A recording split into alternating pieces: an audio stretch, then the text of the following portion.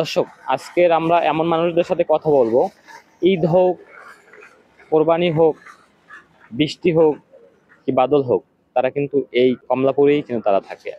তাদের কোনো বাড়ি নেই, ঘর নেই, তাদের কোনো শখ নেই, তাদের কোনো ইচ্ছা নেই।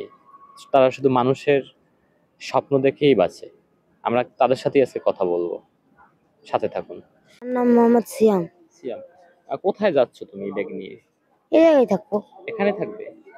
সবাই তো ঈদে যার যার বাড়িতে যাচ্ছে, তুমি এখানে থাকবে কেন?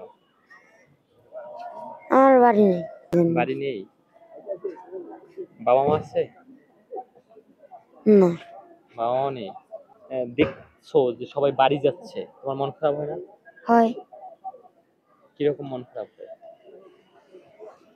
মন খারাপ হয়, ভাল লাগে না। সবাই সবাই বাড়িতে যায়। যাচ্ছে, সবাই ঈদের আনন্দে বাড়িতে যাচ্ছে, তোমার এই বিষয়টা কিরকম লাগে? কি করছো সারাদিন আজকে? কিছুই করি নাই, ওই বাবার সাথে ঘুরছি। ব্যাগের ভিতর কি আছে?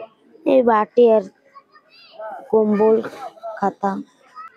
আমার বাবা নেশা করে, ঢাকায় থাকে।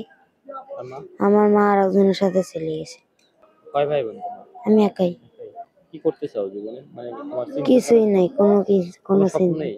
কোনো স্বপ্ন নেই? যে একটা কাজ শিক্ষা, তারপরে এই কাজটা করুন। এই কমলাপুরে কেন থাকা হয়? এই মানুষ কাছে চায় খায়, গরিব মানুষ। আর দেশের বাড়িতে যাওয়া হবে না? না, যাওয়া হবে না।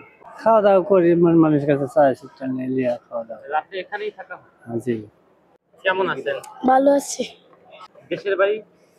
দেশের বাড়ি ফিরে যাওয়া হবে না, কেন? টাকা নাই, পয়সা নাই, তো এই জন্য যেতে পারি। খাওয়া দাওয়া কিভাবে হয়? খাওয়া দাওয়া আল্লাহ বাসে রেখো, মাসে খাবে। মাহিয়া, মাহি, কি করবো কমলাপুরে?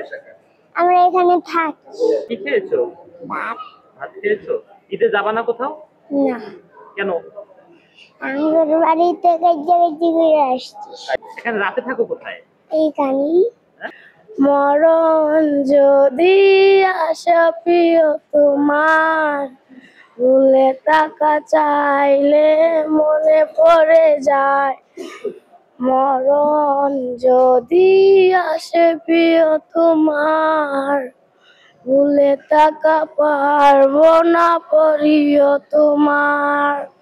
দর্শক, এভাবেই কিন্তু এই মানুষদের এই কমলাপুরেই তাদের জীবন নির্বাহ চলে এবং এখানে বসেই কিন্তু তারা আনন্দ ফুর্তিতে ঈদ উদযাপন করে। বৃষ্টিতে ভেজা তাদের বসবাস কিন্তু এই কমলাপুরে এভাবেই হয়ে থাকে। ঠিক তেমনটাই কিন্তু আমি গণকণ্ঠে তুলে ধরলাম।